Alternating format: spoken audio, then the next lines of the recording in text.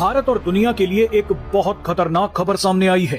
Bharat, America और करीब 80 देशों की जेनजी पर ऐसा खुलासा हुआ है जिस पर अगर एक्शन नहीं लिया गया तो दुनिया का तो पता नहीं, लेकिन भारत की बर्बादी तय है। आपने भारत की जेनजी के लक्षण और कारनामे सोशल मीडिया और जंतर मंतर पर देख लिए होंगे।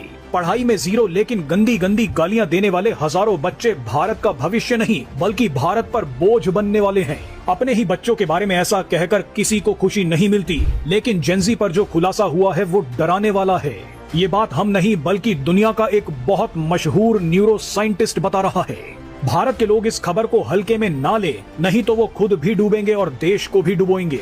ग्लोबल डाटा से पता चला है कि जेनजी ऐसी पहली पीढ़ी है जो अटेंशन, मेमोरी, आईक्यू और लिटरेसी स्किल्स के मामले में अपने माता पिता से भी पीछे है, लेकिन फिर भी जेनजी को लगता है कि वो सबसे स्मार्ट जनरेशन है। जनवरी 2026 में अमेरिकी सेनेट में एक सुनवाई के दौरान मशहूर न्यूरो साइंटिस्ट डॉक्टर जेरेड होवर्थ ने 80 से ज्यादा देशों से जमा किए गए डाटा के आधार पर यह बताया कि जेनजी पहला ऐसा डेमोग्राफिक ग्रुप है जिसने आईक्यू, याददाश्त और गणितीय क्षमताओं के अहम पैमानों पर अपने से पहले की पीढ़ी यानी मिलेनियल्स के मुकाबले में कम स्कोर किया है। 18वीं सेंचुरी से एक रिकॉर्ड बना हुआ था कि हर जनरेशन अपने पेरेंट्स से बेहतर परफॉर्म करती है, फिर चाहे वो एग्जाम हो या आईक्यू टेस्ट। लेकिन जेनजी ने ये 100 साल पुराना रिकॉर्ड भी तोड़ दिया है। जेनजी पहली ऐसी जनरेशन है जो हर टेस्ट में अपने पेरेंट्स से नीचे है। जीवन के कई अहम पहलुओं में इनका पतन शुरू हो गया है।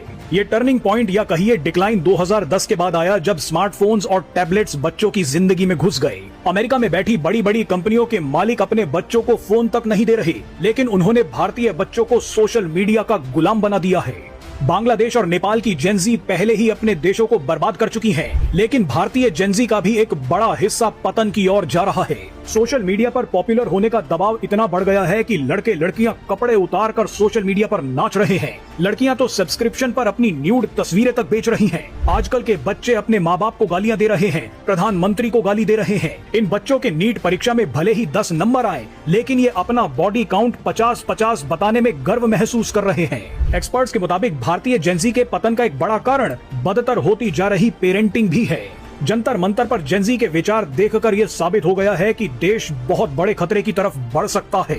हमारा मानना है कि भारत सरकार को तुरंत 13 वर्ष से कम आयु के लोगों के लिए सोशल मीडिया पर प्रतिबंध लगा देना चाहिए। 18 वर्ष से कम आयु के लोगों के लिए सोशल मीडिया पर नियंत्रण होना चाहिए। सोशल मीडिया कंपनियों पर भी कड़ा नियंत्रण होना चाहिए। ऑस्ट्रेलिया और ब्राजील जैसे देश पहले ही 16 साल से कम आयु वाले बच्चों के लिए सोशल मीडिया बैन कर चुके हैं। फ्रांस ने 15 साल से नीचे के बच्चों के लिए प्लेटफॉर्म्स बैन कर दिए हैं, लेकिन भारत में 6-7 साल के बच्चे रील बना रहे हैं।